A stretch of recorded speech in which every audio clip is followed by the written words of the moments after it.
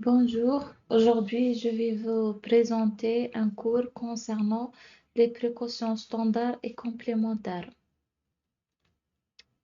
Donc en commençant par l'intérêt. Pourquoi on étudie ces précautions? Premièrement parce qu'il y a des dangers invisibles, donc il faut instaurer des mesures indirectes. Deuxièmement parce qu'il y a des germes qui résistent dans l'environnement plusieurs jours, voire plusieurs semaines. Troisièmement, on a des réservoirs qui transmettent les BMR et BHR tels que les cafards et les chats. Quatrièmement, pour rationalisation de l'utilisation des antibiotiques. Donc, la médecine est composée en fait de trois éléments. Les connaissances donc que on peut obtenir, les moyens plus ou moins, la disponibilité des moyens. Et troisièmement, le comportement. Donc, le comportement qui pose vraiment un problème. Donc, c'est quoi les précautions? Tout d'abord, le but de précaution standard est diminuer l'incidence des infections nosocomiales. C'est quoi les précautions standards? En fait, c'est un terme introduit par les Américains à l'occasion de la découverte de l'HIV. Donc, par définition, les précautions sont des mesures de prévoyance. C'est anticiper de la survenue d'un événement. Standard, c'est là conforme à la norme. La précaution standard, donc, c'est une mesure par prudence face à une situation à risque infectieux avéré au potentiel pour éviter la transmission de germes. Donc, c'est un ensemble de mesures pour diminuer la transmission croisée des agents infectieux, appliquées en permanence. Donc, les précautions standards, c'est une vigilance. La transmission croisée des agents infectieux, quel que soit entre soignants-soignants, soignants-malades et soignants-environnement. Donc, le but, c'est rompre la chaîne de transmission et protéger le patient, le personnel et l'environnement. Pour les précautions standards sont l'hygiène des mains, l'équipement de protection individuelle, l'EPI, l'hygiène respiratoire, gestion des environnements et d'excréta et l'AES. Donc, on commence par l'hygiène des mains c'est le chef d'orchestre des précautions standards. Louis Pasteur dit, au lieu de s'ingénier à tuer les microbes dans la plaie, ne serait-il pas plus raisonnable de ne pas en introduire? L'hygiène des mains donc est ainsi établir un niveau minimal appliqué en permanence et à tous les patients pour reprendre à un porteur non identifié de micro-organismes. Donc, le but de l'hygiène des mains, c'est diminuer la charge microbienne. C'est un geste très efficace pour diminuer l'incidence des infections microbiennes. Donc, c'est quoi la différence entre l'hygiène et le lavage? Lavage, c'est une notion macroscopique, alors que l'hygiène, c'est une notion microscopique. J'utilise des produits à capacité bactéricide, comme les hydroalcooliques. Et c'est quoi la différence entre désinfectants et antiseptiques? Désinfectant, c'est un biocide qui agit sur les surfaces, alors que l'antiseptique agit sur les tissus vivants. Les antiseptiques, ce sont des médicaments. D'ailleurs, ils ont aussi des effets secondaires, voire allergiques très importants, tels que le Stevens-Jones et syndrome de Lyell. Donc, l'hygiène des mains réduit environ on dit que 75% des infections liées aux soins sont des infections manéportées. Donc, sur la main, on a la flore transitoire et la flore résiduelle. La flore transitoire, c'est la flore récente, pathogène, facile à l'enlever. La flore résiduelle, c'est spécifique à l'individu, rarement pathogène, difficile à lever. À lever. Le but, c'est toujours, il faut connaître le but d'un geste, c'est éliminer la flore transitoire et rompre la chaîne de transmission des infections et la transmission croisée, lutte contre la résistance bactérienne, Limiter l'utilisation des antibiotiques. Selon l'OMS, il y a 5 indications de l'hygiène des mains avant de toucher le patient, avant le geste d'asepsie, après un risque d'exposition à un liquide biologique, après avoir touché un patient et après avoir touché l'environnement d'un patient.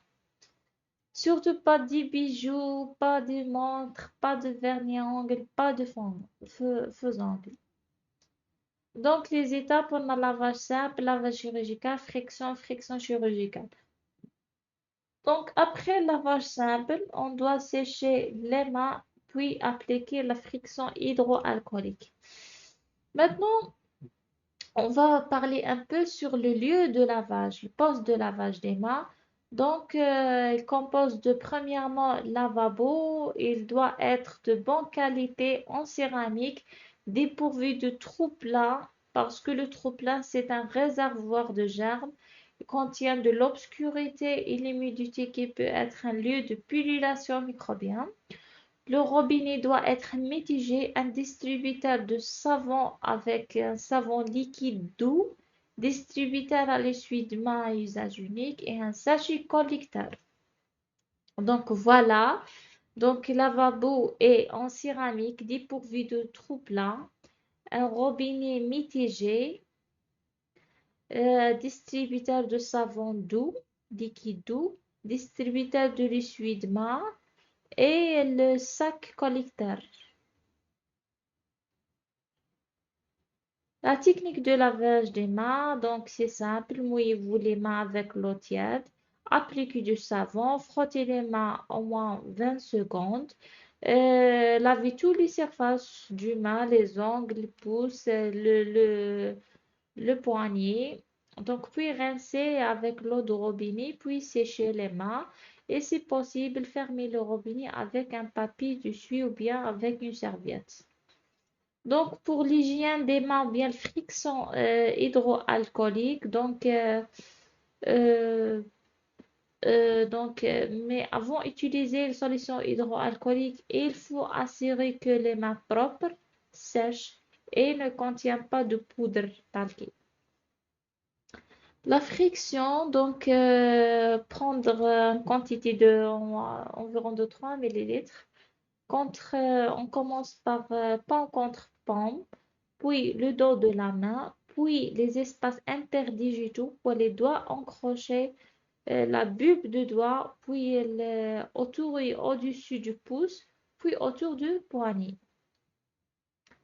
Notez bien que les solutions hydroalcooliques n'est pas efficace contre la gale et contre Clostridium difficile. Maintenant, l'EPI ou bien l'équipement de protection individuelle, le tenue standard. La blouse doit être un mélange au polyester et coton et résiste au lavage de 60 degrés et surtout avec les manches. Les chaussures forment ergonomiques, orthopédiques et protectrices. Le contenant de l'épée, c'est les gants, masque chirurgical bien FFP2, lunettes de protection, l'écran facial, la blouse, la surblouse, la charlotte et les couvre-chaussures. Gants, donc les gants, vous savez bien qu'on a des gants stériles et non stériles. Il faut laver les mains avant de porter les gants. Donc parce que si on ne lave pas, on va créer un milieu de culture pour les bactéries avec l'humidité et la chaleur. Jamais utiliser un gant sans hygiène préalable des mains. Utiliser une geste avant, utiliser un seul geste avec le gant. Utiliser juste avant le geste et juste après terminer le geste, l'enlever et mettre dans la dasserie. Un paire de gants est égal à un geste, est égal à un patient. Changer le site, changer le gant. Toujours commencer par le site moins contaminant vers le site plus contaminant. Porter le gant pour une durée de 10 à 15 minutes, c'est tout. Et surtout, ne pas réserver le gant dans la poche. Maintenant, la technique, comment enfiler un gant et comment retirer un gant. Ici, je vais partager avec vous une vidéo de la technique. Donc voilà, tout d'abord, il faut laver les mains avant de porter les gants.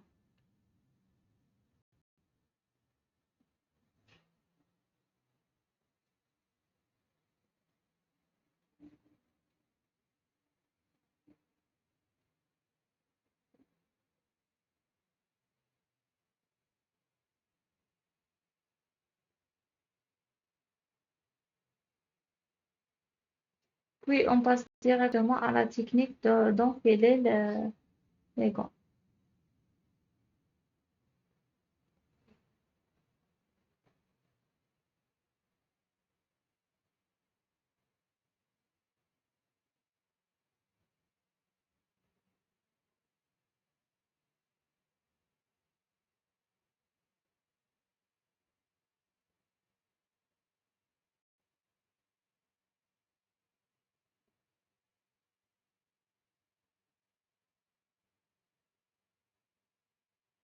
Toujours, il faut choisir un gant, la taille de gant convenable à vos mains.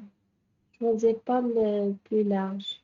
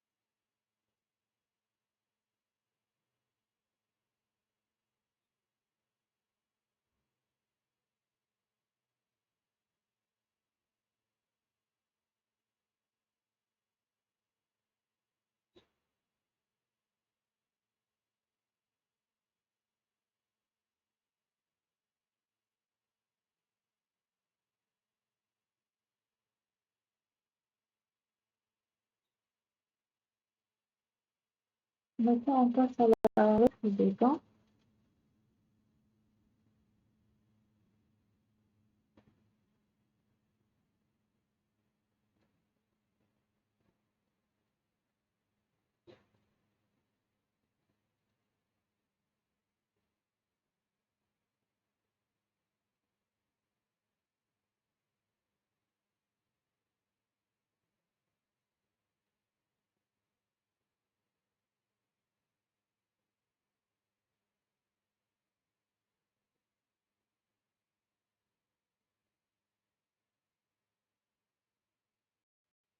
Voilà, voilà la technique. Donc, le gant ne pouvait pas remplacer l'hygiène des mains. Donc, le gant et l'hygiène des mains, c'est un couple. Donc, l'hygiène respiratoire. L'isolement, c'est un ensemble de mesures d'ordre structural, géographique et technique. L'hygiène d'environnement, c'est la gestion des déchets, d'activités de soins, d'ASRI. D'ASRI, ce sont des déchets issus de diagnostic ou bien de suivi, de traitement curatif, palliatif ou bien préventif. Gestion des excrétas, donc gestion des excrétas fait une partie de soins. Donc le soin commencé par le diagnostic et terminé par gestion des excrétas. Le déchet, c'est le tri. On a des déchets mous, piquants, liquides. Donc tout ce qui est piquant, euh, comme les seringues ou bien, on le met dans un pack. Tout ce qui est compresse dans les sachets jaunes, c'est-à-dire d'asray. Tout ce qui est chimique et toxique dans un sac rouge, radioactif dans un sac blanc, les désordres, soit de manger, ou bien on le met dans un sac noir. Et les pièces anatomiques, pas chez nous, pas chez les modelins, on le met dans les sacs verts. puis la technique de collecter, transport, puis traitement, autoclavage. Donc, c'est ça pour récapituler. On a les précautions standards, l'hygiène des mains, le port de gants, la tenue, donc l'EPI. C'est ça, puis les DASRI. Les précautions complémentaires, donc on a précaution R, gouttelette, contact. R lorsque la particule est inférieure de 5 micromètres, telle que tuberculose, rougeole, varicelle. Gouttelette lorsqu'elle est supérieure de 5 micromètres, telle que la grippe, méningo, coqueluche, rébéole, mycoplasme. Et les précautions contact pour le BMR, BHR. Donc BMR, savez bien que donc je vais détailler cette note contre c'est quoi le BMR et le BHR? Bon, le BMR, elle englobe en fait le BLSE et SARM. Donc, le BMR, c'est bactéries multirésistantes. Elle englobe les entérobactéries productrices de bêta-lactamase à spectre et dont étendue, c'est-à-dire BLSE, et le staphylocoque aureus résistant à la méticilline, c'est SARM. BHR, c'est comprendre les entérobactéries productrices de carbapinimase et aussi les enterococcus fission résistent à la vanco. Donc c'est ça le BHR et le BMR. Donc c'est ça et merci.